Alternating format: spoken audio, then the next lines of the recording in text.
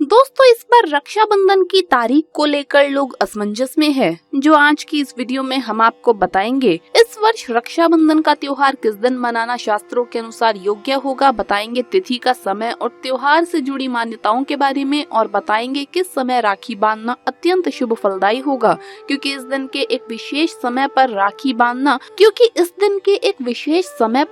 बांधना बड़ा अनर्थकारी होता है। इससे आपके रिश्ते में दरार पड़ सकती है, भाई बहन पर भयानक विपदाएं आ सकती है, परिवार में किसी भी प्रकार की कोई घटना या दुर्घटना घटित हो सकती है। ऐसा भाई बहन की तो क्या खुद की रक्षा भी नहीं कर पाता है, वो इससे घोर संकट में फंस सकता है। तो दोस्तों, आज का ये वीडियो बहुत ही महत्वपूर्ण जानकारी देने वाला है। 100% दावा है आप इनमें से कई बातें नहीं जानते होंगे, तो हम बताएंगे राखी बांधने की सही विधि, कौन सी चीजें भाई बहन को भेंट ना दे, और बताएंगे किन लोगों को रक्षाबंधन के दिन राखी बांधने की मनाही होती है। तो विस्तृत जानकारी पाने के लिए वीडियो को आखिर तक जरूर देखिएगा। दोस्तों, हमारा देश ऋतुओं, त्योहारों और उत्सवों का जीता जागता स्वरूप है, और सावन का तो हर दिन नाचता गाता सा अनुभव होता है, हर दिन एक खुशी लेकर आता है। अब रक्षाबंधन का त्योहार आ रहा है। ये त्योहार भाई बहन के पवित्र प्रेम का प्रतीक है। इस दिन बहनें अपने भाइयों की कलाई पर राखी बांधती है। भाई और बहन एक दूसरे को मिठाई खिलाते हैं और सुख दुख में एक दूसरे के साथ रहने का वचन देते हैं।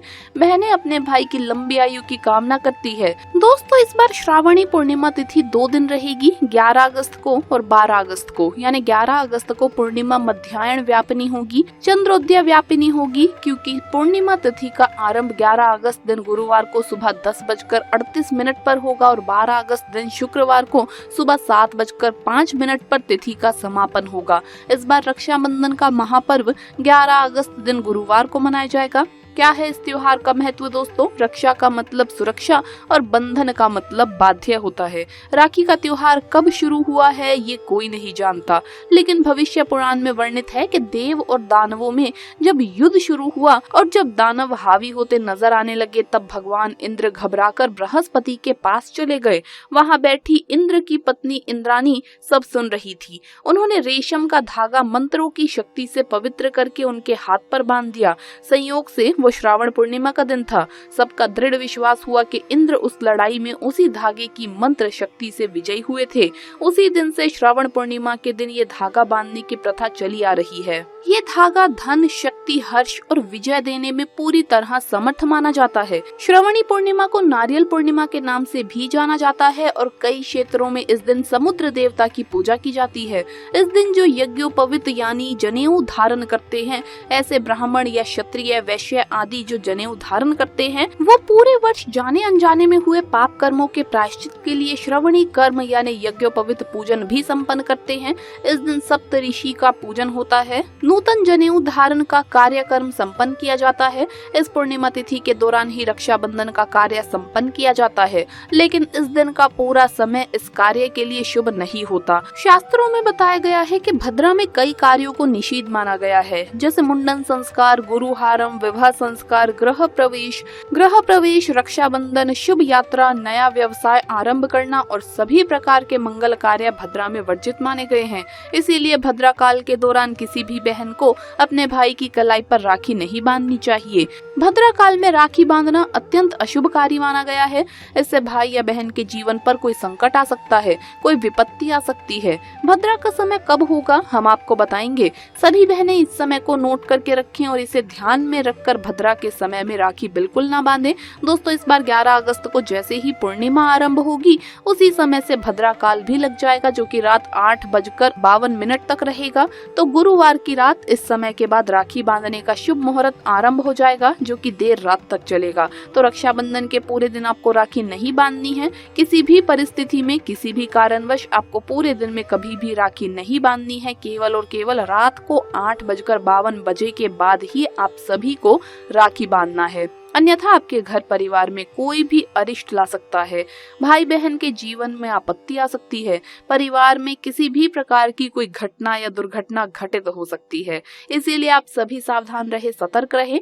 वैसे तो रक्षाबंधन आप पूर्णिमा से लेकर जन्माष्टमी तक मना सकते हैं। इस काल में भद्रा काल को छोड़कर कभी भी राखी बांधी जा सकती है, उसका कोई दोष नहीं लगता। दोस्तों, श्रावण मास का समापन वैसे तो 11 अगस्त को ही हो जाएगा लेकिन आप चाहे तो 12 अगस्त को पूजन पाठ इत्यादि कार्य कर सकते हैं। श्रावण का समापन आप 12 अगस्त को भी कर सकते हैं, क्योंकि उस दिन सुबह 7:05 तक पूर्णिमा तिथि रहेगी।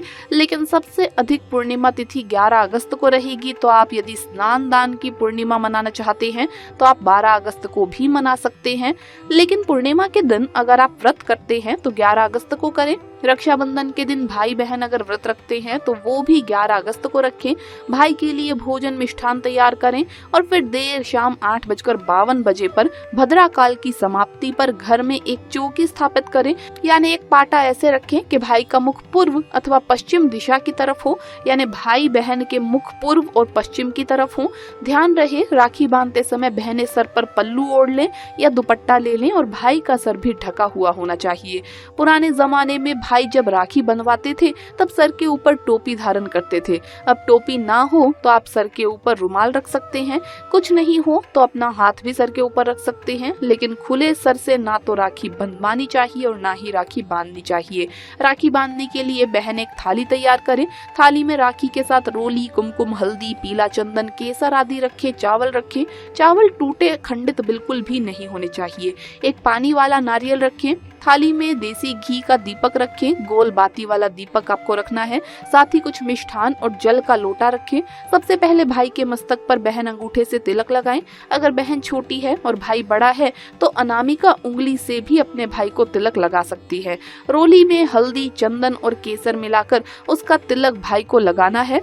फिर तिलक पर अक्षत लगाएं। फिर भाई के हाथ में पानी वाला नारियल रखना है। साथ ही कुछ दक्षिणा, सिक्का या रुपए रखें। फिर भाई के सीधे हाथ में राखी बांधे। ध्यान रखें, जो राखी आप बांधते हैं उसमें आपको कम से कम 5 गांठें लगानी है। फिर भाई का मुख मीठा करवाइए। गुड़ मिश्री का भी आप मिठाई के रूप में उपयोग कर सकते हैं। मिठाई खिलाने के बाद दीपक से अपने भाई की आरती उतारें। फिर जल का जो लोटा है उससे आरती का शीतलीकरण करें और भाई के दोनों तरफ जल छोड़े। उसके बाद भाई अपनी बहन को अपनी श्रद्धा सामर्थ्य के अनुसार कुछ भेंट दे। आप नगद राशि दे सकते हैं, वस्त्र आभूषण दे सकते हैं, या पढ़ाई लिखाई से जुड़ी चीजें या कोई ऐसी चीज जो बहन के लिए बहुत उपयोगी है वो भी आप भेंट कर सकते हैं।